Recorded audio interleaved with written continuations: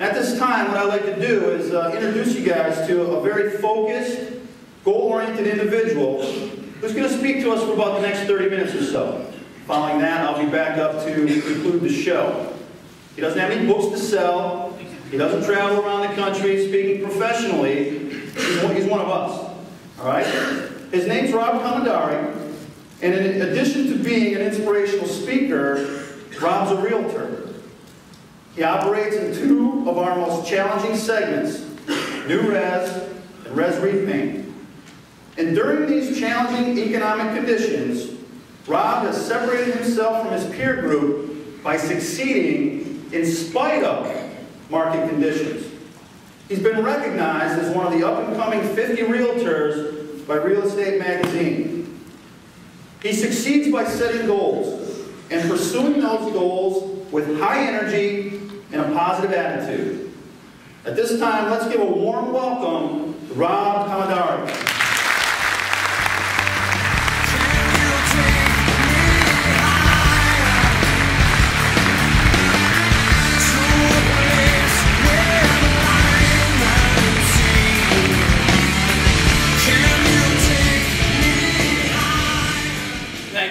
Thanks everybody for having me here today.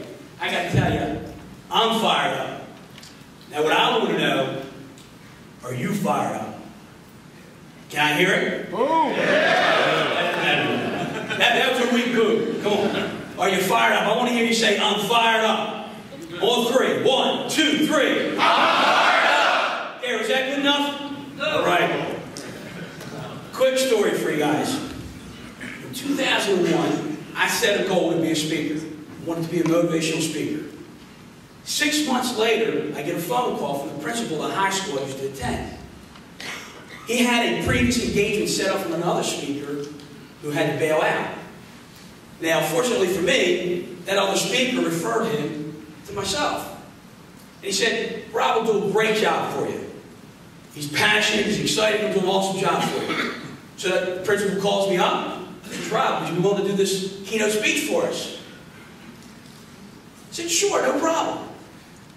Fast forward to the night of the speech. The nerves are kicking. My wife and I go to school. We have dinner with the principal, the vice principal, the teachers. And then the principal asks me, he says, Rob, would you be interested in going over to the auditorium and checking out the stage, checking out the sound system? Sure, no problem. We walk over, we're checking everything out, and he asked me the scariest question I could have ever heard at that time. He says, Rob, he goes, is this potentially the largest crowd you've ever spoken in front of? And I looked him right in the eye and I said, Barry, this is the only crowd I've ever spoken. His eyes like to pop out, and I said, don't you worry about it, Barry. I'm excited, I'm fired up, I'm practiced it several times, and I'm ready to go. As I stand here today, I'm going to tell you, you are now the largest crowd I've ever spoken in front of.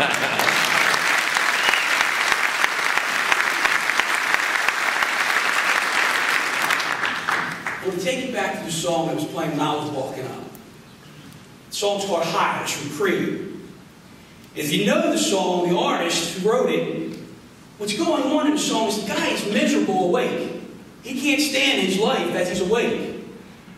But when he's sleeping, he's dreaming, and he's alive in his dreams. He wants to stay asleep because he's living it up in his dreams. He says, as you see on the screen here, can you take me higher? Take me to the place where blind men see. Take me to the place where there are golden streets. Again, he was miserable in his life when he's awake, but he wanted to live in his dreams. He says later on, up high, I feel like I'm alive for the very first time.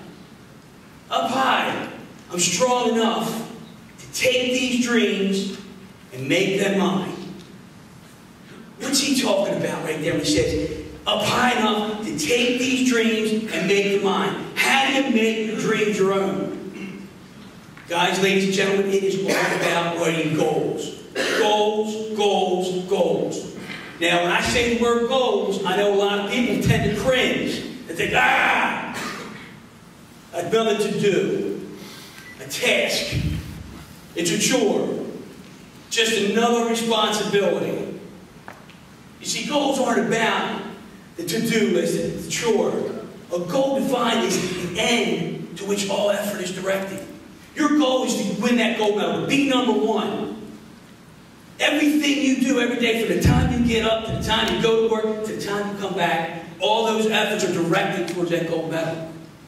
You see, it's not just about the medal itself. You don't make the goal about the accolade or the medal itself. It's what's behind that goal. So ask yourself, why? Why do you want to be number one? What's the deep down reason you want to be number one? And let that be your motivating factor to get that gold medal. You see, when I was 5 years old, all I wanted to do was play professional baseball. I got out there every day and I hit the ball through the ball. After I received my first few allowances, my mother took me to the store. I bought Johnny Bench batter up. Anybody familiar with that? Yeah. I got out there every day. I told my mother this. I stole her pot plant and I threw the dirt out. Not the pot, not that type of pot. It was a flower pot.